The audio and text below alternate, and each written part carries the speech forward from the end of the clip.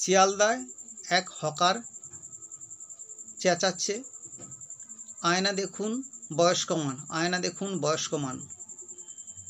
তো আমি হকারের কাছে গেলাম, আমাকে একটা আয়না দেখালো, বলল দাদা গ্যারেন্টি, এই আয়নাটি দেখলে আপনার 20 বছর আয়ু কমে যাবে, বৌদির 20 বছর আয়ু বেড়ে যাবে।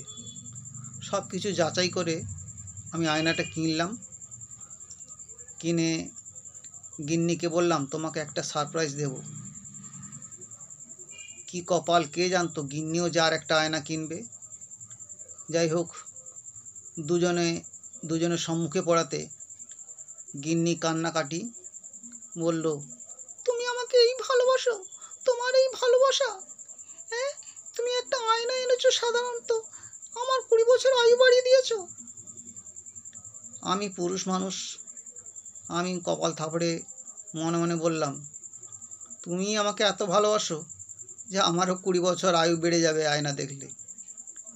যাই হোক, এই ধরনের কোনো কিছু বাজার বিক্রি হলে কখনো কিনবেন না, কারণ রাশিয়া ইউক্রেনের যুদ্ধ একদিন থেমে যাবে, আপনার সংসারের যুদ্ধ চির অমর হয়ে যাবে।